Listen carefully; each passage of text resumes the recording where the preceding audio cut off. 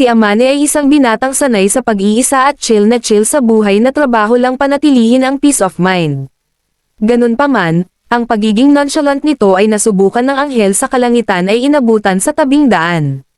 Muli nga nating tunghayan ang isa sa pinapangarap nating love story, ang kwentong pag-ibig ng simpleng binata at ng tinaguriang anghel na nagumpisa sa pinahiram na payong. Nagumpisa ang kwento habang pauwi si Amane at makita si Mahiro na nakaupo sa isang tabi na bakas ang kalungkutan. Iniisip ng binata na wag nang makialam subalit nang makita ang pagluha sa mata nito ay natawag ang espiritu ng pagkamaginoo. Lumapit ito sa dalaga at sinabing baka magkasakit kasunod binigay ang payong, bago nonchalant iniwan ang dalagang nagtataka. Kinabukasan sa paaralan, bakas ang epekto ng ulan sa binata pagkat nagkasakit ito. Dito na pumasok si Mahiro, kung saan ang buong klase ay nabighani sa kagandahan ng dalaga na tinaguri ang anghel ng eskwelahan. Napaisip ang binata kung paanong ang anghel na mahusay sa lahat ng bagay na may matamis na ngiti, ay makikita sa nakakahabag na sandali sa gitna ng ulan. Dahil sa ganda, talino, at husay nito sa sports ay di nakakagulat kung marami ang nahuhulog dito. Matapos ang klase, habang papasok sa apartment ay nagulat ang binata nang makita ang dalaga hawak ang payong na pinahiram dito. Sinabi ng dalaga na nais lang ibalik ang payong, saka nabanggit na tila nagkasakit ang binata. Piniling mang-snob ng binata at sinabihan itong walang dapat ipag-alala, subalit sagot ng dalaga na mag-aalala siya dahil siya ang sanhi ng pagkakasakit nito. Dito na kinuha ng binata ang payong at sinabing ayos na, ngunit nang papasok na sa kwarto ay muntik nang bumagsak.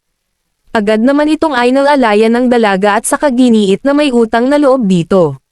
Pagkabukas ay tumambad ang makalat na kwarto ng binata kung saan sinabihan ito ng dalaga na magpalat muna bago siya babalik.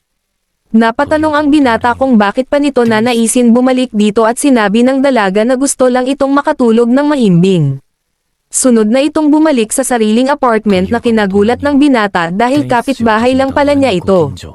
Kinagabihan, pagkagising ng binata ay nakita ang dalaga na sinabing 2 oras na siyang nakatulog, nagtanong kung nagugutom pagkat ipinagluto ng mainit na lugaw.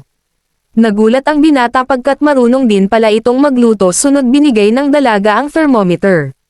Nang itaas ng binata ang shirt ay dito naman nahiya ang inosenteng dalaga, na dahilan para mapagtanto ng binata kung bakit marami ang nagkakagusto dito. Matapos ito ay pinaghanda ng lugaw ng dalaga ang binata saka tinanong ito sa temperatura, na sinabi namang mababang lagnat lang iyon na gagaling pag uminom ng gamot. Ganun pa man, kinundi na ng dalaga ang pagiging easygoing nito at nais bigyang pagpapahalaga ang kalusugan. Matapos ibigay ang pagkain ay natulala ang binata, kaya tinanong ng dalaga kung gusto pa magpasubo ngunit sinabing hanga lamang na marunong din pala itong magluto. Nilinaw ng dalaga na normal lang iyon lalo kung naninirahan mag-isa at hinimok ang binata na matuto din magluto at maglinis ng basurahang silid. Dito na nasambit ng binata na masarap ang luto at tila nagpakilig sa dalaga, sinabing kahit sino ay kaya din namang gawin iyon. Samantala, tila nataman ng lintik ang binata sa dalaga, bago lamang tanungin ito kung hiniwalayan umano ng kasintahan sa mga oras na inabutan itong malungkot. Hindi natuwa dito ang dalaga at sinabing wala siyang kasintahan at walang balak magkaroon ng isa. Dahil nonchalant ay nabanggit na tingin niya ay marami itong kasintahan na pwede pamalit, at nagpagalit sa dalaga. Giit nito na di siya immoral para mang two-time kaya naman taos pusong humingi ng paumanhin ang ating binata. Ganun pa man, nilinaw ng dalaga na nais lang magpalamig ng araw na iyon at humingi ng paumanhin sa pagkakasakit nito. Literal na walang kwenta sa akin yun ang sagot ng binata at nilinaw na di gaya sa iba, ay walang interes na magkaroon ito ng utang na loob para mag-take advantage. Nabigla ang dalaga at inamin na nakakapagod mag-entertain ng mga taong may lihim na motibo. Sinabi ng binata na mas mabuting nalaman na maski ang mga anghel ay humaharap sa mga problema, kung saan nahiya naman ito at sinabing tigilan nito ang pagtawag ng anghel sa kanya. Kinabukasan sa klase, ikinatuwa ni Atsuki na makitang maayos na ang binata at sa lakad ng mga ito ay nakita si Mahiro na tinutulungan ang mga kaklase, saka pinaalala sa binata na masyado umano itong mataas para sa kanya. Kinagabihan, lumabas sa balkonahe ang binata habang umiinom ng jelly para sa hapunan nang makita ito ng dalaga at sawayin sa unhealthy lifestyle. Agad itong pumasok at sinabihan maghintay ang binata sa labas, at sa pagbalik nito ay dala na ang sobrang pagkain na niluto kanina. Pinasalamatan ito ng binata at muling ginamit ang hell nitong tag-uri na muling nagpahiya sa dalaga at sinabing tigilan na nito. Gaya dati, sarap na sarap ang binata sa lutong anghel kaya sana all na lang. Kinabukasan ay binalik ng binata ang lalagyan at pinasalamatan ng dalaga sa paghugas dito, nang biglang ibigay nito ang sunod na lalagyan laman ang bagong luto. Sinubukan tumanggi ng binata ngunit diit ng dalaga na laging gumagawa ng sobra kaya sa huli ay tinanggap din ito. Ganun pa man, nagbabala ang binata na kung patuloy itong gagawin ay baka mahulog ang loob sa kanya. Tinanong ito ng dalaga kung may feelings nga ba at sumagot ng hindi, kaya naman isinara na nito ang pintuan. Mula dito, nagpatuloy ang paghahatid ng pagkain ng anghel sa nonchalant na binata kung kaya bakas ang nutrition na nakuha nito sa proseso. Sa paaralan ay tinanong nito si Atsuki kung gumanda ang pangangatawan, at siniguro nitong hindi na ito mukhang zombie. Isang araw, nagtagpo sina Mahiro at Amane sa supermarket at agad nilinaw ng binata na hindi siya stalker. Baliwala ito sa dalaga at sinabing alam naman niyang ito ang pinakamalapit na supermarket sa kanilang apartment. Napansin ng binata kung gaano ito kaingat sa pagbili kaya pinuri nito ang dalaga sa kahusayan sa pag-budget ng perang binibigay ng mga magulang. Ganun pa man, imbes matuwa ay tila ikinalungkot ito ng dalaga. Pagkatapos mamili ay nag-alok ng tulong ang binata sa pagdala ng mga pinamili, at nang tanggihan ng dalaga ay sinabihang mas magiging charming ito kung papayagan siya. Sunod na una itong umalis at sinabi sa dalaga na nais lang iwasan ang chismis. Isang araw nang kukunin sana ng dalaga ang lalagyan ng pagkain ay inabutan ang binata na tensyonado sa paglilinis. Nang sabihin nitong di alam kung paano sisimulan ay dito na nag-alok ng tulong ang dalaga na para bang may misyon. Mula sa determinasyon ay inumpisahan ng dalawa ang pakikidigma sa makalat na kwarto. Naging maayos ang proseso ng paglilinis ng mga ito nang biglang madulas ang dalaga dahil sa damit ng binata. Syempre to the rescue ang ating romantiko at sinalo ito kung saan napaka-sweet ng moment. Pinuna ng dalaga ang binata sa pagiging makalat ng kwarto nito na dahilan para madulas at humingi naman ito ng paumanhin. Nagpatuloy ang mga ito, subalit ang Maria Clara ay bumilis yata ang tibok ng puso dahil sa eksenang iyon. Matapos mapagod sa paglilinis ay nagmungkahi ang binata na mag-order ng pizza sa merienda. Nagulat ang dalaga nang makita ito at inamin na hindi pa nakatikim nito, dahil mayroong tagapagluto sa bahay at may mataas na katayuan ang pamilya sa buhay. Habang kumakain ay sinaway ng dalaga ang pagtitig ng binata na gumanti ng wala ka talagang charms binibini. Ganun pa man, inamin ng binata na mas gusto ang tunay na Mahiro kesa sa Mahiro Angel na iniibig ng eskwelahan. Ayon sa dalaga na ganoon na siya mula pa pagkabata, kaya siniguro ng binata na pwede itong mag-chill kapag siya ang kaharap. Ngunit, sinabi ng dalaga na hindi iyon magagawa kung patuloy siya nitong tititigan. Bago umalis tinanong ito ng binata kung bakit patuloy siyang ipinagluluto, sinabing hilig lamang magluto para sa iba, at ikinatutuwa na kumakain ng healthy foods ang binata kesa sa mga junk food nito. Ito nga raw ay self-satisfaction lang, kaya sa pag-alis nito ay naisip ng binata na marahil ay talagang normal lang ang kanilang mga ginagawa. Isang araw, nadatnan ng binata ang dalaga mag-isa at tinanong ito subalit sinabi nitong wala lang. Hindi ito pinaniwalaan ng binata at nang makita ang mga balahibo sa damit nito ay nagtanong kung nakipaglaro sa pusa. Dito na umamin ang dalaga na sinubukan iligtas ang isang pusa sa itaas ng puno kaya na-injure. Dahil dito, sinabihan ito ng binata na maghintay at saka umalis kung saan pagbalik ay dala na ang medkit. Inutusan nito ang dalaga na haburin ang tights kaya sumimangot, ngunit dito na binigay ng binata ang jacket pantekip, sinabing nais lang gamutin ang injury nito.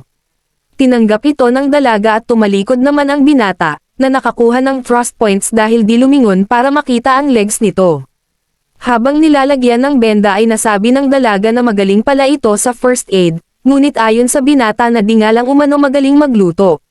Sunod binigay ng binata ang isang pay pants at jacket na nang tanungin nito kung bakit, ay sinabing para hindi sila makita ng madla sa pagbitbit dito pauwi. Habang naglalakad, tiningnan ng dalaga ang resistance ng binata pagkat nararamdaman siya nito at medyo tila na dismaya, dahil sigma ito na di basta-basta natutokso. Pagkarating sa apartment ay agad pumasok ang binata matapos pasalamatan ng dalaga, at napagtanto nito na wala itong isusuot na pantalon sa PE bukas. Kinabukasan ay naka-shorts lang ang binata kaya muli na naman itong pinagtripan ni Atsuki.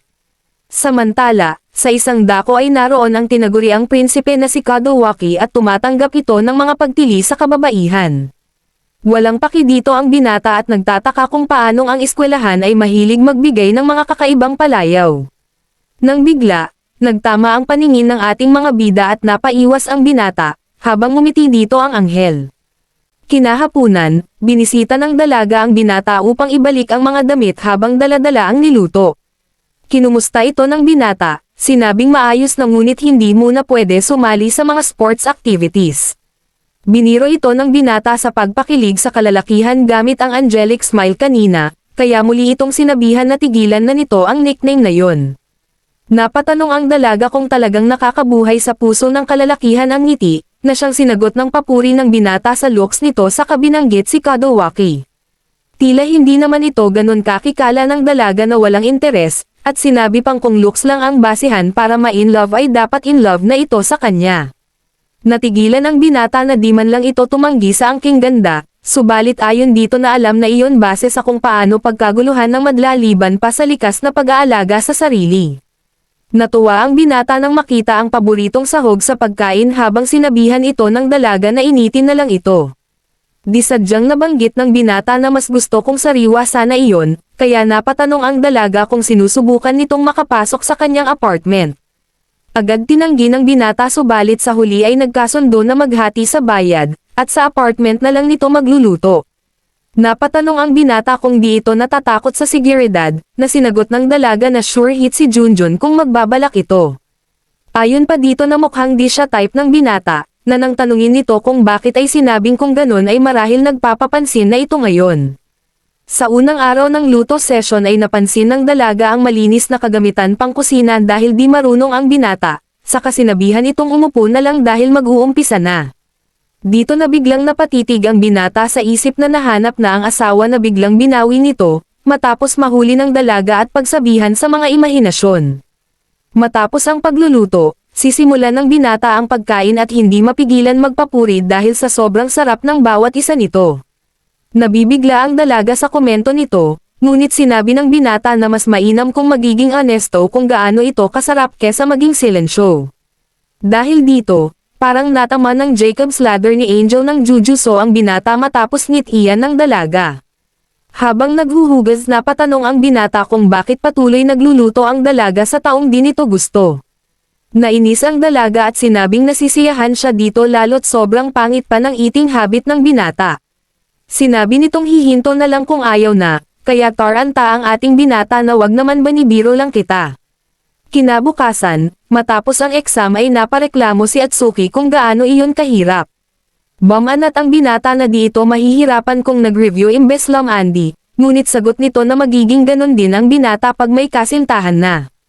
Dito na dumating si Chitose na kasintahan ni Atsuki, at tinanong ang binata kung may kasintahan na ito dahil gusto makipagkilala. Biniro ito ng binata at sinabing kung meron man ay siguradong ayaw nito maging kaibigan. Kinahapunan, pinasalamatan ng dalaga ang binata sa paghuhugas nito nang tanungin naman ito sa ginagawa. Sinabi nito na near-review lang ang mga aralin at matapos tanungin ng binata sa kasalukuyang progress nito, ay pinagmalaki na tapos na ang para sa taong ito at sa susunod pa. Pinuri ng binata ang kasipagan nito nang biglang malungkot ulit habang sinabing ginagawa iyon dahil kailangan. Para sa binata ay pinapanatiling pasado ang grado para walang sakit sa ulo. Bago umalis, nahulog ng dalaga ang ID kung saan ibinalik iyon ng binata ngunit nangamba nang makitang 3 araw na lang ay kaarawan na nito. Kaya, habang nagluluto ito ay simpleng nagtanong kung anong uri ng mga regalo ang gusto nito, na sa di inaasahan ay sinabing batong panghasa umano. Napatanong ang binata kung sigurado ito lalo't isang dalaga, sinagot nito na swerte siya dahil iba siya kumpara sa mga natural na dalaga. Kinabukasan, humingi ng tulong ang binata kay Atsuki at nagmungkahi ito ng hand cream, dahil iyon ang pwedeng gamitin ng kahit sinong babae anuman ang edad. Sunod na humingi ito ng ideya kay Chitose na agad tinadtad ng tanong ang binata kung para sa kasintahan, ngunit dedma lang ito. Nagmungkahi ito ng isang plushie na napatawa sa binata lalo't binata siyang bibili ng pambatang item sa supermarket. Sa kabila nito, dahil nagustuhan ang ideya ay nagpakumbaba at nag-request samahan ng dalaga. Payag naman ito subalit inabuso ang binata at nagpalibre ng matamis. Sa kaarawan ng dalaga, lakas loob ibinigay ng binata ang mga regalo at binati ito ng maligayang kaarawan. Kabado ang dalaga at napatanong kung paano nito nalaman ang kaarawan, at inamin nitong di sinasadyang nakita iyon sa ID. Inis na sinabi ng dalaga na dapat binaliwala na lang iyon, dahil hindi siya ang taong nagdiriwang ng kaarawan. Ganun pa man, binigay pa din ng binata ang regalo at sinabing ituring iyon bilang tanda ng kanyang pasasalamat. Binuksan nito ang una at nakita ang isang hand cream, at ipinaliwanag ng binata na dahil palagi nitong ginagamit ang kamay araw-araw ay naisip na kailangan ito. Ang ikalawa ay isang teddy bear na dahil nahihiya ay sinabi ng binata na kung ayaw doon ay itapon na lamang. Ikinainis ito ng dalaga at sinabing pahahalagahan ang cute na regalo at niyakap ito. Dahil doon ay nakita ng binata ang imahe ng asawa hawak ang kanyang anak kaya napaliko ito, sa tindi ng aura ng anghel. Ibinahagi ng dalaga na hindi pa kailanman nakatanggap ng regalo dahil walang pinagsasabihan tungkol sa kaarawan. Ayon dito na hindi tumatanggap ng regalo mula sa estranghero dahil sa kaba, ngunit nang tanungin ng binata kung paano naman siya ay sinabing hindi na kasi ito stranger sa buhay niya. Dahil sa sweet na komento ay gusto ng haplosan ng binata ang buhok nito buti na lang at nakapagpigil. Isang araw, bumisita ang ina ng binata na si Shihoko na agad napansin na tila naging malusog ang kanyang binata. Pinasalamatan ito ng binata at agad pinagtulakan, pero syempre di natuwa ang ina at sinabing maging masaya naman ito lalo't mahaba ang biniyahe. Muling nagpasalamat ang binata at talagang pinapaalis ito, subalit tila gusto talagang pumasok ng ina kaya nagkasubukan ang mga ito. Nang linawin ng ina kung kaninong pera ang binabayad sa upa ay dito na napasuko ang binata. Nagmasid-masid si Shihoko sa kwarto nito at nagkomento kung gaano ito kalinis at kung gaano tila umayos ang kutis nito. Dito na nagkaroon ng flashback kung saan pinatago muna ng binata ang dalaga sa kwarto para hindi ito makita ng ina. Dahil babae agad napansin ni Shihoko ang mga kagamitan sa pagkain na para sa dalawa, ngunit depensa ng binata na para ito sa mga bisitang kaibigan. Nang subukan na ng ina na pumasok sa kwarto ay muling hamarang ang binata, at sinabing may mga bagay na nais itago bilang binata. Ganun pa man, ayaw paawat ng ina na pumasok pa din at doon na nga nakita si Mahiro na nakatulog sa malaanghel na ayos. Natuwa ang ina at pinuri ang taste ng binata habang ito naman ay nagpaliwanag na magkaibigan lamang sila. Dahil dito, sinabi ni Shihoko na hindi papasok ang isang babae sa kwarto ng lalaki kung wala itong interes. Habang kabado sa pagpapaliwanag ay dito na tuluyang nagising ang dalaga. Agad nagpakilala si Shihoko bilang bayanan nito kung saan wala nang nagawa ang binata kundi manood. Sinubukan magpaliwanag ng dalaga subalit maski ito ay shutdown dahil kasalan na ang nasa isip ng future mama. Nang nabanggit nito ang pagiging magkapitbahay ay nasambit ni Shihoko na tila pinagtagpo ang mga ito. Bilang isang adik sa apo binanggit ni Shihoko ang pagiging zero experience ng anak, kaya kung maaari umano ay si Mahiro na ang mag-first move. Syempre kinagalit ito ng binata dahil nakakababang moral kaya pilit pinaalis ang ina. Subalit bago pa ito makalabas ay nagawa pang kunin ang numero ng dalaga. Matapos ito, humingi ng paumanhin ang binata sa dalaga subalit sa halip ay sinabi nitong swerte ito pagkat may taong nag-aalala para dito. Tila muling nalungkot ang dalaga habang sinasabi iyon at naging tensyonado, matapos mapunta ang usapan sa first name nito. Nang mas ambot ng binata na maaaring ang mga magulang lang nito ang tumatawag dito sa unang pangalan, ay mariing sinabi na hindi iyon mangyayari kailanman. Dahil dito, tinawag ito ng binata sa unang pangalan kung saan sa huli ay nagkasundo itong gamitin ang kani-kanilang first name sa pribadong paraan. Nang ibalik ng dalaga ang susi sa kwarto ng binata na binigay kanina, sinabi nitong itago lang iyon pagkat buo na ang pagtitiwala sa dalaga. Kinabukasan, gaya sa inaasahan ay nag-top si Mahiro sa exams habang top 21 naman si Amane. Nagkomento ang kababaihan na marahil ay ibang build talaga ng utak ng anghel, ngunit alam ng binata na dulot iyon ng mga pagpapakahirap nito. Maya-maya, nakita ng dalaga ang cake sa ref kaya tinanong nito ang binata kung mahilig sa cake. Sinabi nitong para iyon sa pagtap na ng sagutin ng dalaga na normal lang iyon, ay sinabing dapat na gantimpalaan ang kasipagan nito. Sa pagsubo nito ay napatitig ang binata dahil mas sweet pa ito kesa sa cake. Akala ng dalaga na gusto din ng binata kaya nagpalusot ito, subalit wala siyang takas dahil anghel na ang nag-aalok. Gumanti ang binata at sinubuan din ito, saka tinanong kung anong pakiramdam ng subuan ng ganon. Ayon dito na nakakahiya, kaya nilinaw ng binata na ang pagsubo ng ganon ay maaaring magdulot ng maling pag-asa sabay sabing muntik na. Isang araw, nagdesisyon ang binata magluto mag-isa subalit sa kasamaang palad ay naiisip lamang nito ang masarap na luto ng dalaga. Matapos sabihin iyon sa dalaga ay nag-alok naman ng tulong pero diskampyado sa nais nitong lutuin. Mula dito ay binuhos na ng binata ang cooking skill at gaya sa inaasahan ay disaster ito, kaya kabado na pinasubukan sa dalaga. Naging honesto ang dalaga sa dapat pang i-improve pero pinuri ang sincere na intensyon, bago ihain ang sariling version ng niluto. Natutuwa ang dalaga na gusto nitong matuto magluto, subalit nag-alangan matapos maisip na baka di na siya kailangan kapag marunong na ito. Ganun pa man, buong pusong sinabi nito na gusto ipagluto pa din ng dalaga, na nagresulta para bumilis ang tibok ng puso nito at sabihing sige oo naman. Ilang linggo pagkatapos, nag-request sina Atsuki at Chitose na mag-mini party sa bahay ng binata sa bisperas ng Pasko, subalit tumanggi ito. Nagtanong ang dalaga kung may lakad ito kasama ang kasintahan ngunit muling tinanggi ng binata. Sunod kinulit ito ni Chitose tungkol sa teddy bear, subalit palusot ng binata na binigay lang iyon sa kapitbahay na tumutulong minsan sa kanya. Matapos magkapilitan ay pumayag pa din ang binata sa kondisyong sa gabi na iyon gagawin. Maya-maya, tinanong ng binata si Mahiro kung may plano ito sa bisperas ng Pasko. Sinabi ng dalaga na lahat ng babaeng kaibigan ay may mga kasintahan, habang ni-reject ang mga kalalakihan na sumubok magbimbita. Dito na pinagbigay alam ni Amane ang plano kasama ang mga kaibigan, kaya sinabi ng dalaga na okay lang ito at mananatili na lamang sa apartment mag-isa gaya dati. Dahil napansing malungkot ay lakas loob nagtanong ang binata kung libre ito sa araw ng Pasko. Sumagot ng oo ang dalaga kaso ligwak ang binata dahil walang plano, buti na lang at nag-request itong maglaro na lang ng video game pagkat di pa nakakalaro ng ganoon. Sa bisperas ng Pasko ay nagtipon ang magkakaibigan at agad nagkomento si Atsuki na tila malinis na ang kwarto nito. Samantala, napansin ni Chitose na tila may mga gamit pambabae sa loob kaya lito di taranta ang binata.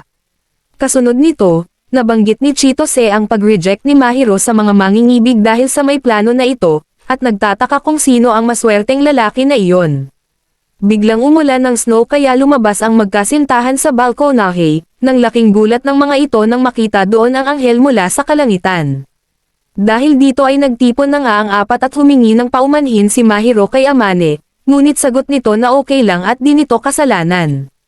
Para maintindihan ng dalawa ay ipinaliwanag ng dalaga ang sitwasyon, at inosenteng sinabi na nagumpisa lang ang lahat sa niluto dahil ayaw magkasakit ang binata sa pangit na lifestyle nito. Mula dito ay bumanat si Atsuki na kung wala talagang feelings dito si Amane, subalit mariing itinanggi ng dalawa pagkat magkaibigan lang ang turing sa isa't isa. Sunod nagtanong si Atsuki kung kay Mahiro binigay ng binata ang teddy bear, dahilan para mahiya ito linawin sa dalawa na pwede itong palayasin anumang sandali. Sa kabila nito, tiniyak ni Chitose na walang maniniwala na ang isang anghel ay magkakagusto sa tulad nito. Dito na nilapitan nito si Mahiro at namangha kung gaano kaganda ang binansegang anghel, ngunit nang hahawakan na ang dalaga ay agad sinaway ng binata at nilinaw na mahiyain ito.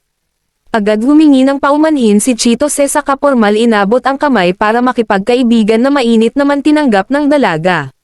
Sunod nagpakilala si Atsuki bilang best friend ng binata, at sinabi pang sabihan lang siya nito kung may gawing kalokohan ang kaibigan dahil raresbakan. Napatawa ang dalaga at sinabing may pagkapabaya man si Amane sa bahay, ay mabait naman ito at gentleman pa. Sunod nagkaroon ng usapang luto sina Mahiro at Chitose hanggang sa tuluyan nang umuwi ang dalawa. Nagbiro ang binata na pwedeng sampalin si Chitose kung sobrang kulit, subalit tutol ang dalaga sa karahasan at mas gusto ang negosasyon. Matapos ang casual na usapan ay sunod kinuha ni Mahiro ang para sa Noche Buena, habang nasambit ng binata na gusto pa sanang isekreto ang tungkol sa dalaga.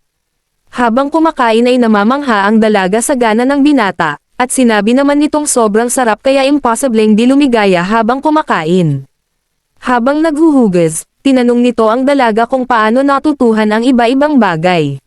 Sinabi ng dalaga na may nagturo sa kanya, at ayon pa dito na ang pinakamabilis na paraan para makuha ang loob ng lalaki ay ang tiyan nito. Pinuri ng binata ang nagturo dito na sigurado umanong masarap din magluto, kung saan sambit ng dalaga na oo at hindi pa naabot ang level nito. Ganun pa man, honest sinabi ng binata na sobrang sarap na ng luto nito kaya naman kinilig doon ang dalaga. Sa sobrang cute ay bumalik sa binata ang pinsala saka muling pinag-usapan ang magiging plano bukas. Kinabukasan, nagsimula ng maglaro ang dalaga subalit ligwak ito kaya humingi ng tulong. Habang nagtuturo ang binata ay kapwa di napansin ang lapit sa isa't isa kaya humingi ito ng paumanhin, ngunit sagot ng dalaga na ayos na iyon dahil di na sila estranghero. Maya-maya ay natuto ng moves ang dalaga habang enjoy ang binata sa kakyutan nito. Nang bigla, nahulog ang dalaga sa hita nito dulot ng paglalaro na siyang dahilan para matuwa dito ang binata. Hiyang-hiya humingi ng paumanhin ang dalaga subalit sagot ng binata na okay lang pagkat cute naman ito. Nagkaroon ng sweet moment ang mga ito, hanggang maya-maya pa ay nagawang manalo ng dalaga. Prepared ang binata at binigay dito ang regalo, at matapos pagsabihan ng dalaga na hinay-hinay lang sa regalo ay nagpalusot na kay Santa iyon galing.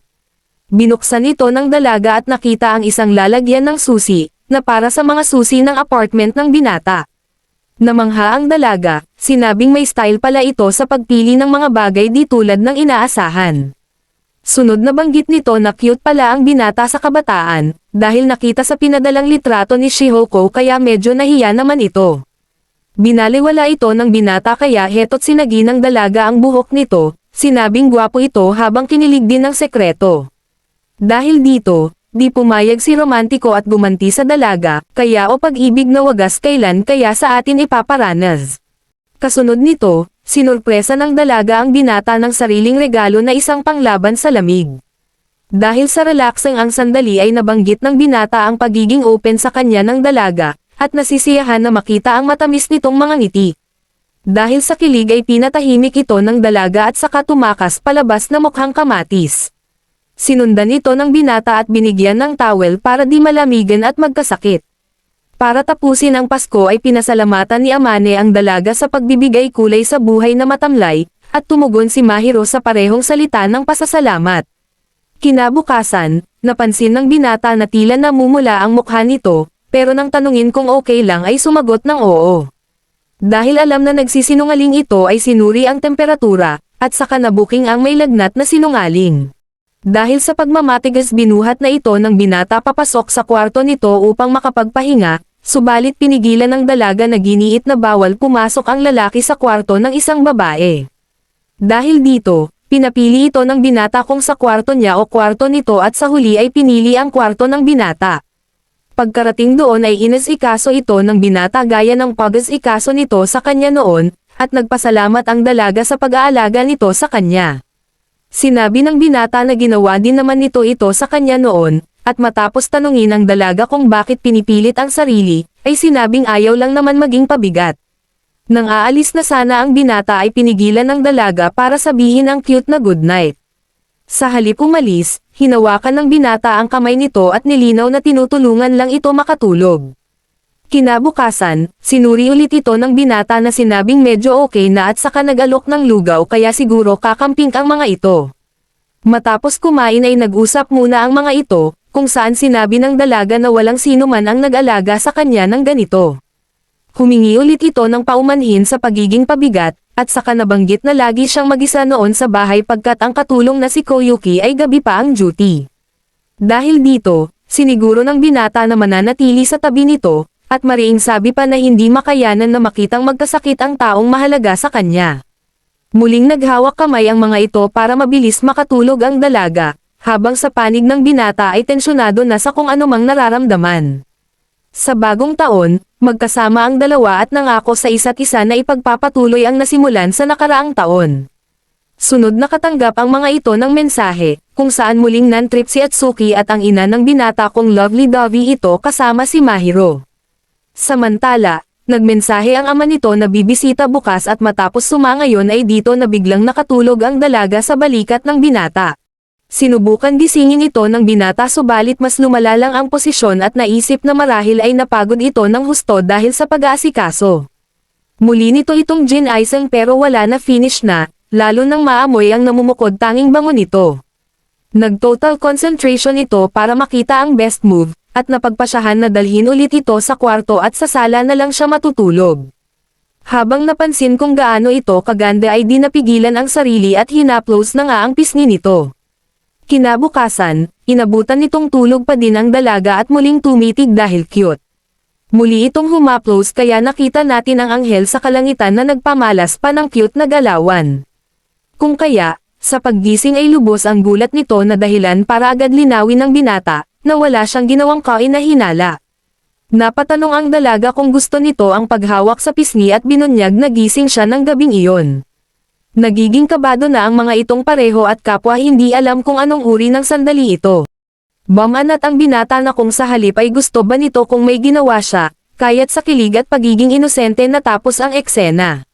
Sunod dumating ang mga magulang nito, kung saan nagkumustahan ang mag-ama habang dedma ang binata sa ina. Matapos ang kaunting diskusyon ay napansin ng binata ang maletang kain na hinala, ngunit sabi ng ina na mga gamit lang ito. Sunod itong pumasok para batiin si Mahiro at hindi naman nagpahuli ang ama na nagpakilala bilang si Shuto. Pinasalamatan nito ang dalaga sa pag-aalaga sa kanyang binata at sumagot naman ang dalaga na ganoon din naman ang binata sa kanya. Baman at si Shihoko na alam nila kung gaano ito kaburara. Ngunit ipinagtanggol ito ng dalaga at sinabing maasikaso ito sa kanya. Ikinatuwa ni Shuto na may mutual understanding ang mga ito, subalit giniit na pagsabihan ang binata pag may mali itong ginawa. Pinagtimpla ng dalaga ang mga ito at umani ng papuri sa top-class etiquette, habang muling nagpasimple si Shihoko na ang swerte ng anak sa chicks na ito. Kinundi na ni Shuto ang patuloy na pang-aasar ng asawa habang bamanat na isa iyon sa dahilan kung bakit nahulog dito. Sunod na banggit ni Shihoko ang pagpunta sa shrine para sa bagong taon, at nang sabihin ng dalawa na hindi pa pumunta doon ay agad binunyag na may binili ng kimono para sa dalaga. Nagreklamo ang binata na baka makita sila ng dalaga ng mga kaklase, subalit ayon sa ina na ibig sabihin ay kailangan lang nilang hindi mahuli. Habang nag-aayos sa kwarto, pinuri ni Shuto ang kanyang binata sa kagwapuhan at saka nagtanong kung masaya ito na lumipat dito. Kinumpirma ito ng binata at di hamak na mas okay dito kesa sa mapait na nakaraan. Sunod lumabas si Mahiro suot ang kimono at natigilan ang binata sa ganda nito, hanggang sa pagsabihan ng ina na magkomento naman. Nahihiyang sinabi nito na ang ganda mo at kinilig naman dito ang dalaga. Nang maywan magkasama ang mga ito ay doon lakas loob sinabi ng binata na maganda ito, subalit dahil awat na sa kilig ay pinalapit ang binata. Dito na nito pinawalan ang salitang ang gwapo mo din binata, kaya parang tinamaan ito ng world cutting slash ni Sukuna. Habang papunta sa shrine ay tinanong ng binata kung ayos lamang ito nang biglang masagi, buti na lang at preparado ang binata at agad itong sinalo. Nagpatuloy ang mga ito subalit hawak kamay na at saka nanalangin pagkarating sa dambana. Makalipas ang ilang sandali ay bumili muna ang mga ito ng inumin at napatanong ang binata kung pwede sumipsep. Nag-aalangan ang dalaga subalit pumayag pa din, bago buksan ang usapin na masyado itong sweet gaya sa subo ng cake eksena nila noon. Dahil dito ay nag-sink in sa binata ang indirect kiss, at humingi ng paumanhin sa pagtrato dito na parang si Chitose na sinipsip lang ang kanyang inumin. Ikinaselos ito ng dalaga kaya halasip-sip wag lang mapag-iwanan sa iniibig na nonchalant. Pagka-uwi ay humingi ng paumanhin ang binata dahil pinagod ito, subalit sinabi ng dalaga na nag-enjoy naman siya na isang bagay na ngayon palang naramdaman. Dahil dito, di na napigilan ng binata at humaplos sa buhok nito, na sinabi namang hinayan lang para di magulo ang buhok. Napatanong ang binata kung ayaw nito, sinabing okay lang pero maging mahinahon at sabihan muna na hahaplos sa sunod. Hahaplos ako banat ng insensitive kaya nainis ang dalaga, at matapos asarin ng binata matapos tigilan gayong gusto pa nito ay napatakbo pero may bawi. Baka! Kinabukasan, nagpaalam na ang mga magulang ng binata at umaasa ang mga ito na dadalhin ng anak ang dalaga sa kanilang bahay sa summer. Ipinagkatiwala ni Shuto ang anak sa kamay ni Mahiro, na kung maaari ay patuloy maging magkaibigan ang mga ito sa kabila ng mga pagkukulang ng binata. Nagagalak ang dalaga at pinuri ang pagiging mabuti at sinserong tao ni Amane, kaya sinabing siya mismo sa sarili ay nais talaga itong maging kaibigan. Maya-maya, pinagsabihan ito ng binata na di naman kailangan magbiro para sumaya ang mga magulang, subalit giit nito na tunay ang mga sinabi. Hindi iyon papuri lang at patuloy naglalaan ng oras para makasama ito dahil lubos ng nagtitiwala, dahilan para mapangiti ang binata. Kinabukasan sa paaralan, kumalat na ang mga tsismis tungkol kay Mahiro kasama ang umano gwapong lalaki sa dambana. Nagmartes na ang kababaihan kung sino kaya ang lalaking iyon habang kinulit ni Atsuki ang binata, subalit playing chill ito at ayaw paapekto. Pagka-uwi, agad pinag-usapan ng dalawa ang tungkol sa tsismis kung saan sinabi ng dalaga na pahupain na lang muna ito. Napabuntong hininga ang binata at nasabing hindi nakikita bilang romantikong kapareha nito ang isang tulad niya, ngunit lubhang kinagalit ito ng dalaga. Mariin nitong binanggit ang pagiging mabuti, maalalahanin, pagiging gentleman at maging ang pagiging pogi ng binata kapag nagayos. Dahil dito, walang palag ang ating romantiko na nagpalusot maghugas na lang, subalit kumpara dito ay mas matindi ang hiya na nararamdaman ng anghel. Isang araw, pumunta si Chitose sa bahay ng binata upang humingi ng ideya sa regalo kay Atsuki. Dahil likas ang pagkamanhid hindi mahulaan ng binata na malapit na ang araw ng mga puso, kaya sa halip ay sinabi sa dalaga na dapat ay nag-aaral ito imbes na lambing ang inaatupag. Ganun pa man, isang tingin lang kay Mahiro ay alam ni Chitose na ito ang kahinaan nito. Sinabi ni Chitose na gustong gawa ng chocolate si Atsuki kung kaya sinabi ni Amane na mas mainam kung si Mahiro ang tanungin nito. Giit ng dalaga na maganda din makuha ang opinyon nito lalo't nagkataong lalaki, kung saan mariing sumagot ito na straight siya at hindi nagkataon lang. Biniro ito ni Chitose na ang tunay na lalaki ay nagdadamoves pagkasama ang isang magandang babae, na agad puminsala naman sa puso ng dalawa. Giniit ng binata na tigilan na nito lalo't di naman sila magkasintahan ng dalaga. Habang nagkakape, binanggit ni Chitose na nais din bigyan ng chocolate ang binata kaya tinanong ito sa taste nito. Sinabi ng binata na hindi gaanong matamis sa kalumingon si Chitose kay Mahiro at tinanong ito kung may pagbibigyan. Sinabi ng dalaga na sa ilang mga kaibigang babae lamang, pagkat kung sa kalalakihan ay siguradong mapupuno ng tensyon. Sa Feb 14, habang ligwak ang mga simp sa tabi ay inulan ng chocolate ang prince na si Kadowaki. Habang inggit ang mga walang chocolate ay nagmamasid lang sina Atsuki kung saan sinabi ng binata na hindi siya umaasa na may matatanggap. Binalaan ito ni Atsuki na maghanda para sa Chitose special kaya napatanong ito kung anong klase iyon. Matapos ilista ng kaibigan ang tila lason na mga sangkap ay napaisip ang binata na tatapusin yata siya nito. Sunod nagtanong si Atsuki kung sa tingin nito ay bibigyan ni Mahiro, ngunit matigas na di ko alam ang sagot nito. Kasunod nito, binigay na ni Chitose ang special chocolate with matching ngisi pa.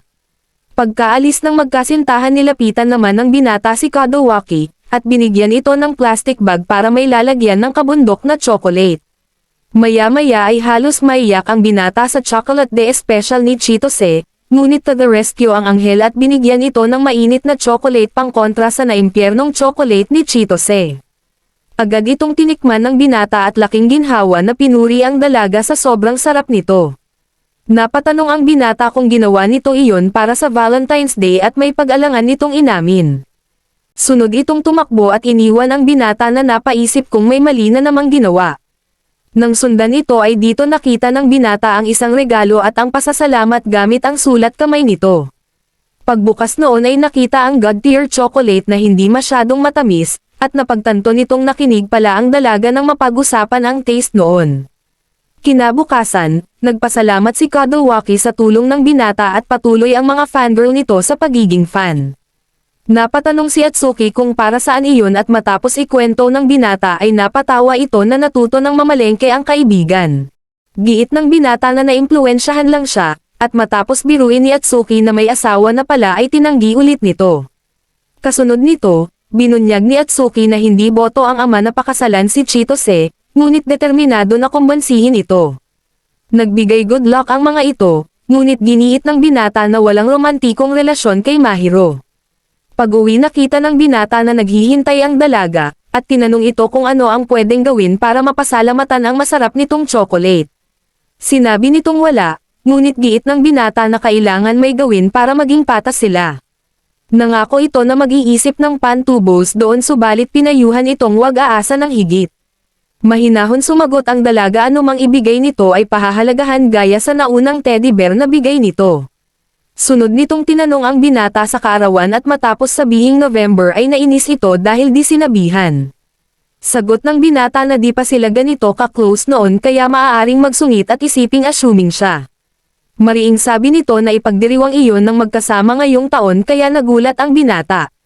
Sinabi nito na mukhang gusto nitong manatiling close sila hanggang sa araw na iyon kaya naging kamatis ang dalaga sa hiya. Kinulit pa ito ng binata kaya binigyan siya nito ng cute pout. Maya-maya ay nag-ikot ang binata para maghanap ng regalo, hanggang sa mapilitan na itong magtanong sa staff sa pwedeng iregalo sa close friend ngunit hindi kasintahan. Pagka-uwi, nagulat ang dalaga na nakaayos ang binata at di maiwasan ang tingnan ang gwapito. Dahil nagkakiligan ay gusto pang ibalik ng binata ang ayos sa nonchalant, subalit giit ng dalaga na nahihiyaman pero gusto ang gwapong ayos nito. Pinahayag ng binata na white day ngayon at saka ibinigay ang maliit na regalo. Binuksan ito ng dalaga at nakita ang isang bracelet kasama ang dalawang Your Wish is My Command ticket.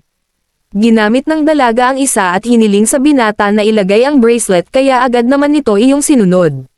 Nagpasalamat ang dalaga at di na maialis ng binata ang mga titig dito dahil naka-angel mode activated.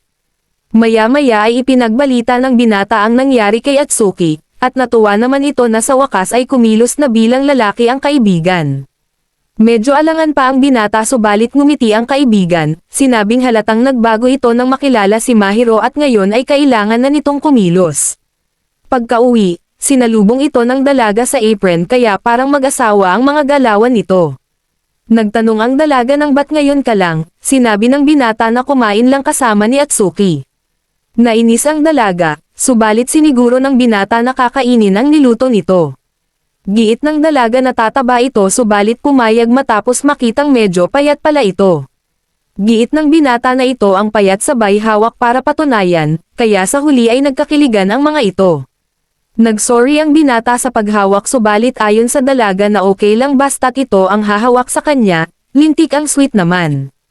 Umiwas ng tanong ang binata sa bracelet nito, at pinaliwanag ng dalaga na gustong isuot lang iyon sa mga importanteng okasyon para hindi magasgasan. Ngumiti ang binata sa pagpapahalaga nito sa mga binigay, ngunit tumakas na dahil ang Mahiro Wife Mode activation ay sobrang tindi ng pinsala. Kinabukasan, pumasok si Atsuki na nag-alsa balutan dahil nagkaroon ito ng away sa ama dahil kay Chitose, at nag-request makitira muna sa binata. Napatanong ang binata kung hanggang kailan at sinabi nitong 3 araw lang. Kaya agad na iyong ipinagbalita ng binata sa asawa dalaga. Pagka-uwi ay binati ito ni Mahiro, at nang simpleng babanat si Atsuki na sorry sa pag-istorbo sa love life ay inapakan malala ng binata. Mula dito ay nagpaalam na ang dalaga para magluto na mistulang asawa talaga kung kumilos. Kasunod nito, nagulantang si Atsuki sa sarap ng luto at sinabihang napakaswerte ng binata para matikman ito araw-araw. Inamin ito ng binata habang nagpasalamat ang dalaga sa papuri. Bago matulog nagkaroon ng usapang lalaki ang magkaibigan. Sinabi ni Atsuki na kung may mahuraga na ito at kayang mag-adapt sa pagmamahal, pagkat bagaman isa itong nonchalant at burara ay nakita ni Mahiro lahat ng iyon at tinanggap pa din ito. Ayon kay Atsuki, panahon na ito para ang romantiko general naman ang isaman. Kinabukasan, nakatikim ng mainit na bunganga si Amane kay Chitose dahil di nito natikman ang luto ng dalaga. Ayon sa binata na kailangan nitong humingi ng permiso kay Mahiro na agad naman nitong ginawa, kaya makalipas ang ilang sandali ay dumating ito na gaya kay Atsuki ay mananatili muna sa apartment ng dalaga. Pagkatapos nito ay lamandi agad ang dalawa na parang bahay lang ng mga ito. Nagalok ng tulong ang binata sa dalaga kaya nagbiro naman ito na marahil ay insecure ito sa sweetness ng dalawa. Nagtanong ang binata kung ano ang luto sa araw na ito at nabanggit ng dalaga ang omres. Sinabi ng binata na omres nito ang the best kaya kinilig ang dalaga at sinabing tigilan na nito. Sa tanghalian, sarap na sarap si Chitose sa luto ni Mahiro kaya nag-request magpatulong kung saan sinabi ng binata na tigilan na nito ang mga eksperimento. Ayon kay Chitose na hindi kaya maging seryoso parehas kay Mahiro, na kinundi na ng binata dahil sa offensive comment. Ngunit, niliwanag ni Chitose na sa paaralan ay mukhang lumalayo si Mahiro sa madla kahit pasikat ito. Hinikayat nito ang dalaga na mag-relax kahit kaunti at magpa-spoil umano sa binata kahit konti lang. Mariing itinanggi ito ng dalaga subalit kaparehas nito ay lubos din ang hiya ng binata. Kinagabihan, pinadala ni Chitose ang sobrang cute na larawan ni Mahiro sa binata kung saan nagpadala din ng larawan si Atsuki sa dalaga. Pagka-uwi ng dalawa kinabukasan ay pinasalamatan ng binata ang dalaga sa pag-aalaga sa teddy. Nawala sa malay ang dalaga kaya sinabi kung paano yakap-yakapin iyon, at dahil sa hiya ay humingi din ng nakakatawang kwento ng binata. Tumanggi ang binata kaya magtatanong sana ang dalaga kay Atsuki, subalit muling nadulas at nabanggit ang pinadalang litrato nito ng binata. Sunod itong nakatanggap ng mensahe na tila nagpakaba dito nang mabasa iyon. Kinagabihan, habang pabalik ang binata ay nakita nito si Mahiro kausap ang isang babae at pinagsasabihan ito. Pinapagalitan nito ang dalaga kaya matapos ang mainit na sandali ay tinanong ng binata ang dalaga sa nangyari. Mula dito ay tila din na makayanan ng dalaga ang bigat habang binabahagi na iyon ay ang kanyang ina. Nang aalis na ito ay pinigilan ng binata at sinabing manatili muna sa tabi niya na nagdulot pa ng romantikong sandali. Pagkaupo ng mga ito ay sinimulan ng dalaga ang malungkot na buhay pamilya. Ang mga magulang nito ay naging mag-asawa dahil sa fixed marriage at hindi dahil sa pag-ibig. Ayon dito nabunga lamang siya ng isang pagkakamali kaya kapwa ayaw ng mga itong gampanan ang pagiging magulang. Sa halip ay iniiwan nito ang bata sa katulong at nagbibigay lamang ng pera para mapalaki ito. Sinubukan man itong maging mahusay sa maraming bagay ay bigong makuha ang pagmamahal na pilit sinusubukan makamit. Lumalabas na hinihintay lamang ng mga ito na makatapos ng kolehiyo ang dalaga para matakasan na ang responsibilidad. Kaya, matapos sabihin ng ina na bunga lamang siya ng pagkakamali ay tila pinagsakluban ng langit na natulala sa buhos ng ulan. Dahil sa sobrang sakit nito ay niyakap na ito ng binata, at sinabing naiintindihan na nito kung ba't nagkaganito ang dalaga. Nagpasalamat ang dalaga at napasandal na sa dibdib ng binata, sinabing di gaya sa anghel na gusto ng lahat ay walang sino man ang may gugusto sa tunay na siya. Biglang nasambit ng binata na gusto kita, at walang pag-alinlangan inisa-isa ang magagandang katangian ng dalaga, dahil si romantiko ay activated na. Ngunit, matapos makitang tinamaan ng fire arrow ang puso ng iniibig ay muling bumalik sa katorpihan at todo palusot. Nag-tears of joy ang dalaga at sinabing bantayan pa siya nito, wag na wag bibitawan, saka binigyan ng mainit na yakap ang binata. Lumipas ang ilang sandali at nahiya na ang dalaga matapos ipakita ang kahinaan, ngunit siniguro ng romantiko na sa labanang ito ay hindi na nag-iisa ang Maria Clara. Napatanong ang dalaga kung nakikita ng binata bilang espesyal at siyang tinugunan nito ng walang alinlangan. Sunod naglakad-lakad ang mga ito kung saan pinag-usapan ang magiging reshuffling ng mga estudyante sa sunod na pasukan. Medyo nainis pa si Mahiro dahil torpe talaga ang bida natin kaya muli nito itong niyakap para mapasalamatan sa mga ginawa nito. Nilinaw nito na dapat tuparin ng binata ang pangako na babantayan siya at siya lamang, hanggang sa makita ng mga ito nag-cherry blossom. Inamin ng dalaga na ayaw dito pagkat sa bawat okasyon ng pagsibol nito ay mag-isa. Hinawakan ito ng binata at sana umano ay sapat na siya, subalit inayawan ng dalaga dahil hindi pa naman daw ito kasalan. Matapos ang pahiwatig sa binding vow ay muling naghawak kamay ang dalawa, kung saan sinabi ng dalaga na mukhang di na ganoon kasama ang cherry blossom. Sa pagsisimula ng pasukan, naganap ang reshuffling at nagsama-sama sina Mahiro, Amane, at ang magkasintahan sa iisang section. Natutuwa si Atsuki habang nanatiling tahimik ang binata, ngunit may simpleng pagsulyap ang ating mga bida. Lumapit si Kadowaki para batiin ang mga ito bilang mga bagong kaklase, isang bagay na nag-trigger sa nakaraan ng binata na pilit nagbigay pagbati. Pagka-uwi, agad napansin ito ng dalaga kaya nagtanong kung anong problema. Nagpalusot ito para hindi mag-alala ang dalaga, subalit alam ni Mahiro na may mali kaya sa halip ay sinabihan itong gusto haplasan ang buhok. Nagtataka ang binata nang masundan ng gulat ng ihanda ng dalaga ang hita, Sinabing mas madali iyon at kung hindi ba raw ito naaakit at tatanggi na naman. Hindi na nakapalag ang bida natin at sumusunod sa utos ng anghel at sadyang napakasweet ng sandali. Napatanong ang binata kung ano ang gagawin nito kung gumawa ng kalokohan, sinagot ng dalaga na wawasakin ang Junjun pero sigurado na hindi naman umano ito ganang lalaki. Ibinahagi ni Mahiro na nagpaturo pa kay Chitose kung paano mapasaya ang isang lalaki, subalit sagot ng binata na wag sanayin ang sarili na inispoil siya. Pinagsabihan ito ng dalaga na tumahimik at magpasalamat na lang sa biyaya, saka pinag-usapan ang tungkol sa pagsasama sa parehong section. Nagkasundo ang mga itong panatilihin ang distansya para di mahalata, ngunit dahil sa asal manhid ay kinurot na ng dalaga ang binata at nagdemand na maging close pa din basta't nasa apartment. Maya-maya ay nakatulog ang binata, at isang oras nang magising ito ay tinawanan ng dalaga pagkat cute pala ito pagtulog. Habang naiinis si Amane sa pangaasar nito ay pinatahimik ng dalaga, sinabing nakita rin naman nito siya sa mga oras na mahina kaya fair lang iyon.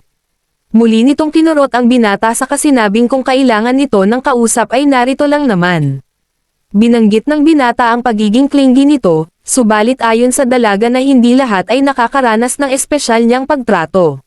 Kinabukasan, pumunta ang binata sa arcade at pagka-uwi ay agad napansin ng dalaga ang bag nitong hawak.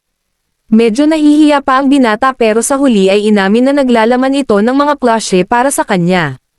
Ikinatuwa ito ng dalaga kaya napatitig ang binata sa kakyutan nito, nagresulta para mahiya ang dalaga lalo nang sabihin nito kung gaano siya kakyut. Para pakalmayan ito ay mahinahong hinaplos ng binata, kung saan nagtanong ang dalaga na kung mayroon din itong gusto ay sabihin pagkat kanyang ibibigay. Lumikot ang isip ng binata pero pinili humingi ng puding, at gaya sa inaasahan ay ipinagluto ng dalaga kinabukasan. Matapos kainin ang masarap na puding ay nagpasalamat ang binata na naroon ito lagi, ngunit di nakayanan ng dalaga at sinabing tigilan na nito ang papuri. Nang sabihin nito na marapat lang na purihin ito araw-araw ay tumakas ang dalaga, subalit sa araw na iyon ay tila di ito makakatakas sa kilig pinsala. Kinabukasan, inanyahan ni Kadowaki sina Atsuki at Amane para magtanghalian, kaya napatanong si Atsuki kung bakit biglang interesado ito kay Amane. Ayon sa gwapito na gusto lang makipagkaibigan, at matapos tanungin ng binata kung may benepisyo ito doon ay sinabing hindi tungkol sa benepisyo ang pakikipagkaibigan. Habang nag-uusap napansin ng binata ang dalaga sa sulok na nakatitig. Pag-uwi ay agad tinanong ito ng binata na humingi na ng paumanhin. Sa una ay tahimik ang dalaga hanggang sa aminin na nagseselos, dahil nakakausap ito ng mga kaibigan samantalang siya ay pasulyap-sulyap lang. Heto na naman ang nonchalant at sinabing magiging bodoy kung makita ng iba na kausap ng anghel ang tulad niya, kaya tuluyan nagalit ang dalaga. Sinaway nito ang binata sa laging pambababa sa sarili at nang subukan humingi ng paumanhin ay tumanggi, sinabing pauulanan ito ng papuri kung kinakailangan para maniwala sa sarili. Sa huli, nagkasundo ito na hinay-hinay gumawa ng kontak para hindi mahalata ng mga mapanghusga. Kinabukasan sa cooking class ay inatasan ang mga ito na gumawa ng grupo, at sa inaasahan ay naging magkagrupo ang apat. Maya-maya habang nag-uusap si Amane at mga kaibigan ay muli na namang nagselos si Mahiro. Sa oras ng pagluluto nagdududa si Chitose sa kakayahan ng binata, subalit gulat siya dahil madali itong matuto sa anghel na tagapagturo. Banat nito na bagay talaga ang dalawa kaya nakatikim ng Queen's Hockey ng anghel, pagkat kinilig ito sa mga salitang iyon. Nang matapos na sa pagluluto, pumunta ang dalawa sa ref upang kunin ang dessert. Sa di inaasahan, kamantek ng matapunan ng mainit na sabaw si Mahiro dahil sa isang papansin ngunit syempre kumilos agad si Romantiko at niligtas ito.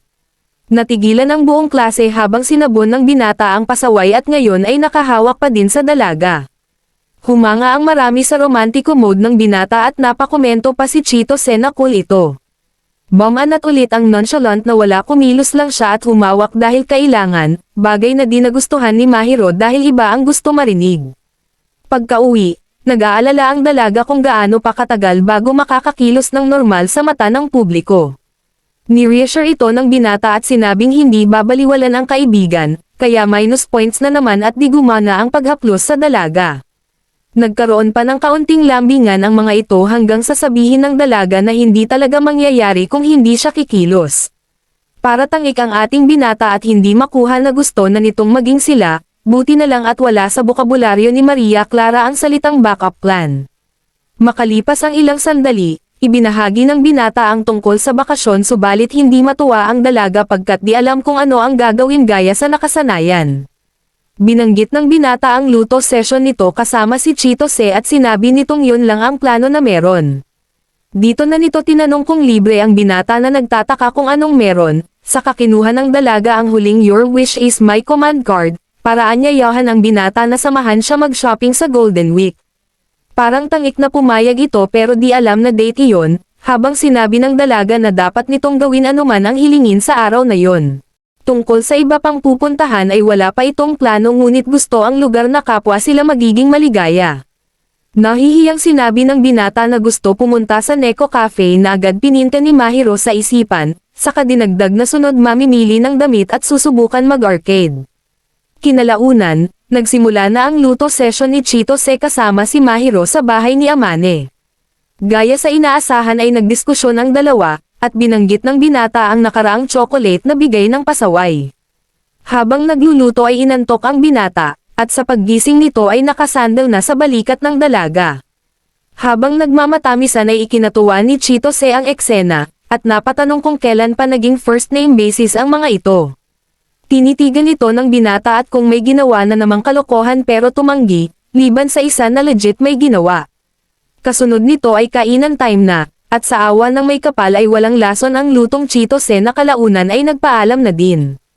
Mula dito, inamin ng dalaga na may ginawa kanina at nang tanungin ng binata ay sinabing pinisil ang chicks nito.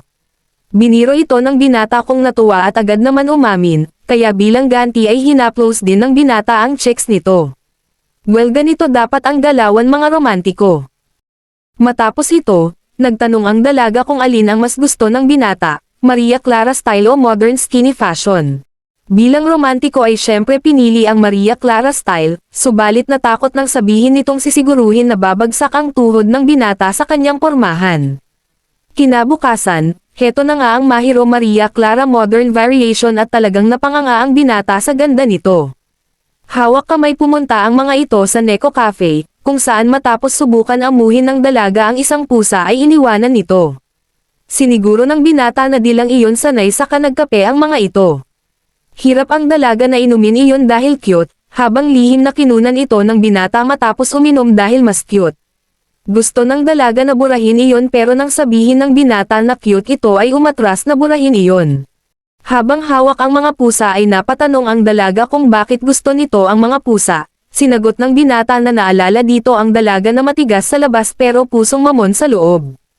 Giniit ng dalaga na hindi siya mahinahon sa kung sino lang, kaya tigilan nito ang pagkumpara sa kanya sa pusa.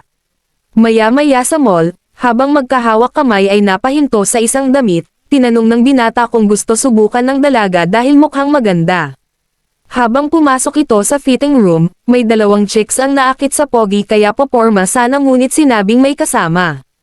Kasunod nito, nilunsad agad ni Mahiro ang angelic expansion kaya di nakaporma ang mga ito sa selos na dalaga. Pagdating sa arcade ay tinuruan ito ng binata maglaro, at sa huli ay nakuha ang plushie na kamukha ng pusa kanina. Inabot ito ng dalaga ngunit arte na naman sana ang binata, buti na lang at natumbukan din ang best move na tanggapin ito kundi ay yayariin ko na sana. Susubukan na sana haplasan ng binata ito nang biglang lumitaw si Kadowaki at inakalang boyfriend ang torpe nating bida. Tinanggi ito ng dalaga at saka palang napansin ni Kadowaki na ang gwapito pala ay si Amane. Matapos ipaliwanag ang sitwasyon ay pinuri ni Kadowaki ang gwapito, habang hiniling ng dalaga na kung maaari ay isikreto ito. Okay naman dito si Prince dahil di naman umano martes gaya ng iba dyan. Habang papauwi ay humingi ng paumanhin ang binata, subalit ayon sa dalaga na hindi naman ito kasalanan na nakita sila. Matapos pag-usapan ang karakter ni Kadowaki ay sinabi ng dalaga na parehas lang ang mga ito, ngunit muling tinanggi ng binata. Napatanong ang dalaga kung bakit lagi nitong binababa ang sarili, at muling sinabi na kung kailangan paulanan ito ng papuri ay gagawin mabuhay lang ang confidence nito. Kinabukasan ay nagkaroon ng brotherhood sa pagitan ng mga pogi kung saan natanong si Amane kung kaibigan lang ba talaga nito si Mahiro. Sinabi nitong oo, pero gaya kay Shihoko ay pinaliwanag ni Kadowaki na di papasok ang dalaga sa kwarto ng lalaki kung wala itong interes. Muli nitong tinanong ang binata kung may feelings kay Mahiro at dito ay hindi na nakatanggi pa. Pagka-uwi ay nakita ng binata na iba ang kilos ng dalaga kaya tinanong ito, umamin na may cute picture na pinadala si Shihoko sa cellphone. Gusto itong makita ng binata pero tinanggihan kaya kinandado ang dalaga, ayon at napunta ang mga ito sa matamis na posisyon. Inihanda na ng dalaga ang pagtama ng sure hit, subalit palpak at nalimutan ng binata ang paggamit ng curse technique. Nasabi ng binata na muntik na lintik na pag-ibig ka, habang nanghihinayang itong dalaga. Maya-maya, nagtanong ang dalaga kung may plano ang binata para sa Mother's Day at sinabi nitong magpapadala na lang ng bulaklak sa ina. Tinanong ng dalaga kung ba't pinayagan ito lumipat mag-isa gayong wala itong alam sa mga gawaing bahay. Muling naalala ng binata ang nakaraan ngunit sinabi na may dahilan kung bakit umalis sa tinitirahan. Alam ito ng dalaga kaya hinaplos ng binata at ayos lang umano, ngunit sinabi ng dalaga na alam na may tinatago ito pero okay lang kung di pa kaya ikwento. Dahil dito napakwento na ang binata, at ipinakilala ito bilang masiyahin dati. Ganun pa man, dahil sa pagiging inosente ay hindi napansin na may mga pekeng kaibigan na pera lang ang habol sa kanya. Pinagtsismisan ito ng mga ito at inabutan ng binata, kung saan doon na din sinabi ng isa na hindi kaibigan ang binata kundi ATM card nila. Matapos ang insidente ay nahirapan ng magtiwala sa iba ang ngayon ay binata, at lumipat sa ibang lugar para sa bagong simula. Galit na sinabi ng dalaga na kung naroon siya ay yari ang mga ito, ngunit pinigilan ng binata dahil ayaw madumihan ang mga kamay nito. Sinabi ng binata na okay lang dahil mas malala pa nga ang nakaraan ng dalaga, ngunit sabi nito na hindi iyon sa kung sino ang mas may mabigat na nakaraan. Gusto lang nitong manatili sa tabi ng binata gaya ng ginawa nito sa kanya, at kung maaari ay umasa din ito sa lakas niya at payagan spoil paminsan-minsan. Giit ng binata na ayaw daw maipende dito, ngunit siniguro na malakas at mapagkakatiwalaan ito. Walang palag ang bida natin nang hilahin ng dalaga para sa yakap, at nang susubukan makaalis ay hindi pinayagan. Giit ng dalaga na ganti lang ito sa nakaraan kaya napuno ng pagmamahal ang silid. Porke tapos na ay sinabi ng binata na ayaw daw maipende dito dahil lalaki, kaya dahil walang nangyari sa special yakap ay nadismaya ang dalaga. Ngunit, pinigilan ito ng binata gamit ang yakap sa likod at kilig malala ang dalaga. Giit ng binata na hindi ito pwede lumingon at hayaan lang maging makasarili sandali, na pinayagan ng dalaga dahil makasarili din naman. Nagtanong ang binata kung kailan pa at sweet sinabi ng dalaga na talasan pa ang pakiramdam at malalaman nito. Pagkatapos nito, agad lumabas ang binata para magpapawis dahil gusto maging fit at maging confident pagkasama ang dalaga. Sa paaralan, natanong ng madla ang dalaga sa umano kasama nitong lalaki sa mall kaya kabado sa tabi ang binata. Walang pag-alinlangan sinabi ni Mahiro na kadate iyon, at kahit pa sabihing kaibigan lang ay ang taong yon ang pinakamahalaga sa kanyang buhay. Pagka-uwi sa bahay agad binalaan ito ng binata na maaaring ma-misinterpret ang sinabi nito. Ganun pa man, pinaliwanag ni Mahiro na tunay na pinapahalagahan ang oras na kasama ito, at ito ay lubos na pinagkakatiwalaan higit kanino man. Wala itong paki sa sasabihin ng iba, lalo't nakakapagod na din maging anghel pagkat hindi makakilos ng maayos dahil sa ekspektasyon. Sunod binanggit ng binata ang bagong morning routine at nang tanungin ng dalaga kung sa anong rason, ay sinabing gusto lang maging brusco ng kaunti. Biniro ito ng dalaga kung gusto magpa-spoil ulit at anumang hilingin nito ay kanyang ipagkakaloob. Ganun pa man, may limit pa ang mga hiling nito kaya yung kaya lang ibigay at hihingi rin ng kapalit na kahilingan sa binata. Bilang practice ay pinahiling ito ng binata. Ang totoo ay gusto na ni Mahiro makatabi ito matulog, subalit sinabi na headpat na lang ulit pagkat gusto kapag hinahawakan ng binata. Sa tindi ng curse technique na inusal ay naapektuhan ang panaginip ng binata, kaya heto na nga biglang sumugod si Romansa para matamisan ang romantiko. Nang tatama na sana ang sure hit ay biglang hawak na ng binata ang brief, dahil gising na at natentong natalo ng sarili sa digmaan. Nagresulta ito para maging team ang sa klase at nagawang mang snob sa lahat, lalo kay Mahiro na sobrang tindi kasi ng nilunsad na minatamis expansion. Dahil dito, agad itong tinanong ng dalaga kung may mali at umiiwas pa sana sa unang ngunit sa huli ay sumuko na din. Inamin ng binata ang panaginip, ngunit interesado pa ang dalaga na alamin ang teknik na ginamit doon dahil gagamitin ulit sa binata. Parang timang ang binata na walang masiksikan sa hiya, hanggang sa aminin sa isa't isa na kapwa wala pa silang karanasan sa relasyon. Natutuwa ang dalaga subalit dahil sunod-sunod ang mga banat nito gaya ng first time umano, ay nais ng sumuksok ng binata kung saan para makatakas sa pagnanasa. Sunod lumabas ang schedule sa exam kaya tinanong ng binata ang dalaga kung okay lang mag-group study kasama ang iba. Pumayag si Mahiro at nag-alok pang ipagluluto ang mga ito sa kanasabi ng binata na kasali si Chitose. Subalit, ibinunyag ng dalaga na nagpatulong na ito sa kanya dahil yari sa ama kong babagsak ulit. Nagtanong ang dalaga kung bakit excited ito sa exams at sinabi nito na gusto mag-top 10 para sa dagdag confidence. Nang marinig ito ay gumawa ng kondisyon ang dalaga na kung makaka-top 10 ito ay ipagkakaluob ang anumang kahilingan. Nagbiro ang binata na paano kung yun mismo, ngunit di nag-alinlangan si Mahiro na marahil sa huli kung ano man yun ay ipagkakaluob. Sa kabila nito, pinili ng binata na humiga na lang ulit sa hita nito na may kasamang ear cleaning sessions. Pagdating ng grupo, namangha si Kadowaki dahil sa mukhang asawa talaga ang galawan ni Mahiro. Nag-umpisa na ang mga ito mag-aral, kumain, nagkwentuhan, at hanggang sa matapos ang group study at magpaalam sa isa't isa. Inalok ng kape ng dalaga ang binata kaya nasabing napakamaasikaso nito, bagay na hindi tinutulan nito at inaming gusto talagang alagaan ang binata. Ayon dito na ito lang ang gustong etreto bilang espesyal at sunod-sunod na romantic moves ang pinawalan. Naramdaman agad ng binata ang pagkasunog dahil sa Hinokami Kagura ni Mahiro, nang biglang pasundan pa ito ng tinuturong labi teknik na may kasamang salitain na inusal pa ng may pagmamahal. Paglabas ng resulta ng exam ay nakatop 6 ang binata kaya ngumisi ang dalaga at binati ito. Sinabi nitong sabihin lang ang hiling para may pagkaloob, subalit ayon sa binata na mas karapat dapat itong bigyan ng gantimpala dahil top 1 ulit. Chill sinabi ni Mahiro na hindi dahil basic lang ito, pero di pwede syempre kaya tinanong pa din ng binata pag-uwi. Ganun pa man, pinatulong lang ito ng dalaga sa pagluluto kaya medyo nabigla ang binata, subalit sabi ng dalaga na masaya na sa kung anong meron siya ngayon. Ayon pa dito na siya lang yata ang pwede magbigay ng tunay na kahilingan, at nang tanungin ng binata kung ano ay ngumisi at nagsikreto. Sunod na punta ang eksena sa reward ng binata, ngunit ngayon ay mas conscious na ito na best unan ang hihigaan. Kabado man pero dahil sa anghel na ang nag-uutos ay walang nagawa kundi sundin ito. Habang nagaganap ang napaka-sweet na moment ay nagtanong ang dalaga, kung talagang romantic para sa kalalakihan kapag nililinisan ng babae ang tenga. Syempre lahat tayo agree kasi ikaw ba naman ang lambot na ng unan mabango pa.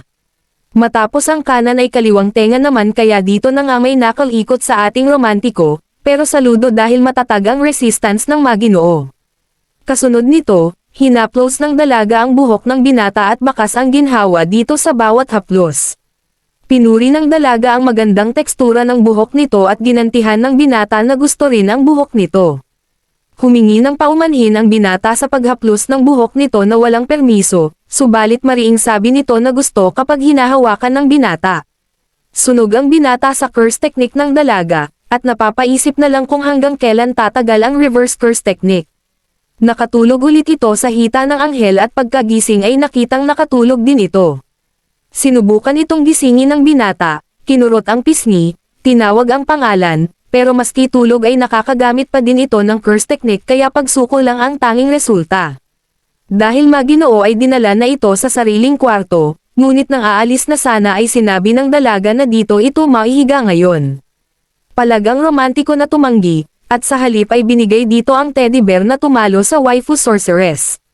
Kinaumagahan, agad dumating ang dalaga at tinanong ang binata kung nakita ang larawan sa kwarto kagabi. Tinanggi nito kaya guminhawa ang dalaga, pero nang banggitin ng binata ang mga plushie gaya sa niyakap na teddy ay lubos itong nahiya at pinatigil ang binata. Kasunod nito ay nabanggit ni Amane ang pagnanais na makatabi siya nito pagtulog kagabi, kaya samot-saring palusot ang binato ni Mahiro maiwasan lang ang kahihiyan. Nagbabala ang binata na di porket close ay pwede na silang magtabi, at sa wakas ay nakabanat ang dalaga na di ba umano parehas lang iyon sa paghiga nito sa kanyang hita. Sinabi ng binata na hindi nito alam ang mga bagay-bagay, ngunit sumagot ang dalaga na alam ang ginagawa at kung ano ang mga yon. Kinaumagahan, muling bumalik ang dalaga suot ang summer uniform at nagtanong kung may napapansin ba ito. Nang titigan ng binata ay Diyos ko po ang puti ng legs kaya muntik na naman itong mawala sa kontrol. Sinabihan nito ang dalaga na mag-tights para di maglaway ang mga simp sa eskwela, at saka biniro ng dalaga na kung may na-awaken ba nang makita ang hita. Pilit tumatanggi ang sinungaling pero huli siya dahil alam ito ng dalaga. Bumawi ang binata na kung sinusubukan ba talaga siyang akitin nito, kaya heto't sumuko ang anghel at sweet sinabi na iyon nga ang motibo para makita ang reaksyon nito. Dahil dito, inamin na ng binata na apiling ang legs nito kaya napangiti ang anghel, sinabing masaya na ito ang unang nakakita sa summer uniform. Pagkarating sa paaralan, gaya sa inaasahan ay nagsimp ang mga simp na kulang sa aruga, dahilan para magselos ng husto ang binata na may kasamang inis. Bago umuwi inimbita ni Kadowaki ang binata na gumala, nang biglang makita ang dalaga dala ang mga papeles na pinatitingnan ng mga guro. Agad pinagpaliban ni Amane ang lakad subalit nakisali na din si Kadowaki upang tulungan ang mga ito. Pagkatapos nito ay nagpasalamat ang dalaga nang marinig ang mga tsismosa, na pinaparatangan itong sip-sip at malandi sa mga kalalakihan. Pagkauwi ay agad pinahayag ng binata ang inis subalit kalmado ang dalaga, sinabing mas nakakagulat kung walang magkokomento ng masama sa kanya. Alam nito na hindi lahat ay gusto siya at may iba na ginugusto lang siya para hindi maging kaaway ng taga-suporta. Sumangayon si Amane, lalo't maraming kababaihan ang iniisip na gustong agawin nito si Kadowaki. Muling giniit ng dalaga na hindi type si Kadowaki, dahil pareho sila ng katayuan sa pagiging sikat na kailangan magmask para aliwin ang madla. Bamanat ang binata at sinabing mas cute ang tunay na Mahiro kesa sa anghel, na nagpakilig naman dito ng husto. Inamin ng dalaga na umaaktong anghel para magustuhan ng iba, subalit ngayon ay nais ng kumilos bilang tunay na siya dahil ang mahalaga ay may mga taong tanggap kung sino man siya. Pinaalala nito sa binata ang pangako na tingnan at bantayan siya na muli nitong sinimento, ngunit nakitaan ng selos nang sabihin kung kikilos na ito bilang ang tunay ay lalong marami ang mahuhulog dito. Dahil doon ay sinabi ng dalaga kung gaano ito kakyut, na nanghihirit pa sana ay ayon at pinaulanan na ng papuri ng dalaga sa kung gaano ito katikas at maginoo. Muling gumamit ng mainit na galawan ang dalaga habang tuloy sa papuri, nang biglang ikandado ito ng binata at sabihing sa sunod ay di na sa kamay patatahimikin ang labi nito. Umikot ang wheel sunod adapt, tsaka nagbitaw ng pangmalakasang paghalik ang Mahiro super in love form.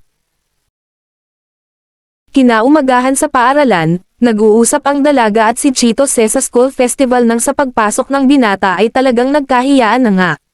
Maya-maya sa cafeteria tinanong ng dalawa si Amane sa tila tampuhan ng mga ito, at inamin nitong may mga nangyari kaya dumistansya muna sa isa't isa. Sinigawan ito ni Atsuki na tigilan na ang kaduwagan at magda moves, ngunit alam ni Kadowaki na natatakot lang ang binata na ma-reject. Napabuntong hininga ito at nasabing buti sana kung gwapito din, kaya sinabihan ni Kadowaki na gwapo ito at wala lang confidence. Kinagabihan, habang malalim ang mga iniisip ay dumating ang dalaga para humingi ng paumanhin sa ginawang matinding atake. Baliwala ito sa binata saka umupo ang dalaga na may intensyong dumistansya, at saka tinanong kung bakit siya nito hinalikan. Ayon sa dalaga na gusto lang gumanti dahil ginawa din naman nito, kaya sa wakas ay nakita malinaw ng binata na mahal siya nito kaya binigay ang matamis na halik. Kinabukasan, habang nalulungkot ang magkasintahan dahil magkalaban sa school festival, ay problemado ang binata kung saan sasali pagkat ayaw sa sports. Kinagabihan, tinanong ng binata kung anong sports ang sinalihan ng dalaga at nagalak pareho matapos malaman na parehong sasali sa scavenger race. Binanggit ng dalaga ang pagiging tamad ng binata at inamin nito na di lang talaga siya para sa sports. Nang hinayang ang dalaga dahil ibig sabihin ay hindi makikita ang shining moment nito, subalit ngumisi ang binata at sinabing di naman totally umaayaw. Todo support ang dalaga na ibigay nito ang best saka kumain ng masarap na ice cream. Nang mapansin na tila gusto ng dalaga ay sinubuan ito at sadyang napaka-cute nito. Ganun pa man, matapos mapansin na bumalik ang distansya ay tumakas ulit ang binata na ikinalungkot ng dalaga. Sa araw ng event ay binisik ni Chitose ang relay race, kung saan nabanggit ni Kadowaki kay Amane na ace player ito dati sa larangan. Nagtanong ang binata kung bakit nag-quit ito at kwinento ni Kadowaki na sa mid-school ay may kasamahan itong nagkagusto kay Atsuki. Kaya, matapos si Chitose ang manalo sa Love is War ay nagkaroon ng issue. Kasunod nito ay scavenger race na, at matapos pulutin ng binata ang papel ay biglang lumitaw ang dalaga, na parang may magic dahil ang isa't isa ang hinahanap sa papel. Kapwa nagsikreto ito kung ano ang nakapaloob sa papel, na kahit magkalaban ng team ay naghawak kamay, tumakbo ng may ngiti at nanalo magkasama.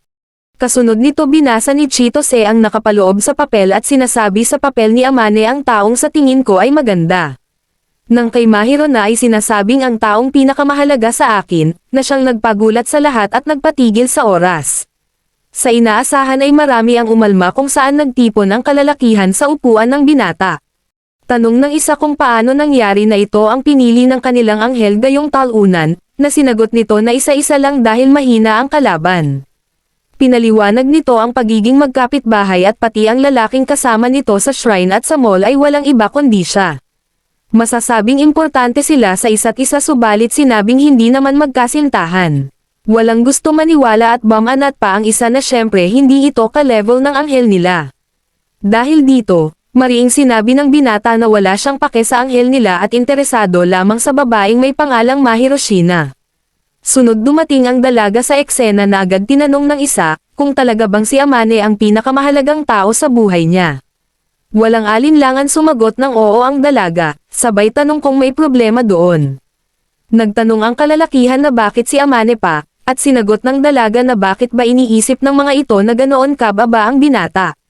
Sagot ng mga ito na budoy at pangit ang itsura at galawan nito, kaya nag-init ang Maria Clara at sinabi na hindi lahat ay tungkol sa itsura. Ayon dito na ang problema ay ang pagiging mapanghusga ng mga ito, at ang pakikialam sa kanyang desisyon gayong siya at siya lang ang dapat gumawa noon. Ibinahagi ng dalaga na mabait at cool si Amane, at ang pagiging mahinahon nito ay kahanga-hanga. Isa itong lalaki na nirerespeto siya at pinahahalagahan na kumikilos bilang tunay na maginoo. Sa oras ng kahinaan ay ito ang naging sandigan at siyang tunay na maalalahanin, kaya sa huli ay shutdown ang inabot ng mga mapanghusga. Sunod inanyayahan ng dalaga ang binata para kumain, at kasunod nito ay buo na ang loob ng binata at tatapusin na ang Love is War pagka-uwi. Nauna ito sa sala at iniisip ang mga sasabihin, saka dumating ang dalaga at alam na marami itong iniisip ngayon. Humingi ito ng paumanhin sa pagbida sa binata sa harap ng madla, subalit siniguro nito na wala iyon. Sa halip, humingi ng paumanhin ang binata sa pagiging duwag at sa pagbaliwala sa mga nararamdaman ng dalaga. Inamin ng dalaga na ganon din naman pagkat hindi kumilos bago mapatunayan na mahal din ito. Dito na ito hinayla ng binata at inamin na hindi inaakalang iibig kailanman, ngunit sa pagdating ng dalaga ay pinatunayang mali siya. Inamin nitong sa una ay malamig, asal commander, at matinik ang dalaga, subalit nang maglaon ay nakita ang kagandahan sa loob nito at nais itong makilala pa at mapasakan niya. Kiligmatch ang dalaga habang humingi ng paumanhin ang binata na ito pa ang nag-first move dahil sa katorpihan. Inamin ng dalaga na nagpigil din naman dahil natatakot malaman na sa huli ay hindi naman pala siya mahal ng binata. Ang pangit ng taste mo sabi ng binata, ngunit ngumiti at sinabing kaya naman ay pagbubutihin niya para humabol sa estado ng dalaga. Magiging isa siyang lalaki na karapat-dapat dito, ang lalaki na hindi huhusgahan ng iba kung bakit pinili ng dalaga. Dagdag pa nito, ikaw ang pinakamahalaga sa akin higit kanino man, pumapayag ka bang maging aking kasintahan Mahiro? Kumislap ang mata ng dalaga at doon na nga ibinigay ang matamis na oo, at tinapos ang season sa isang mahigpit na yakap. Maraming salamat sa panonood, like and share naman mga romantiko at romansa.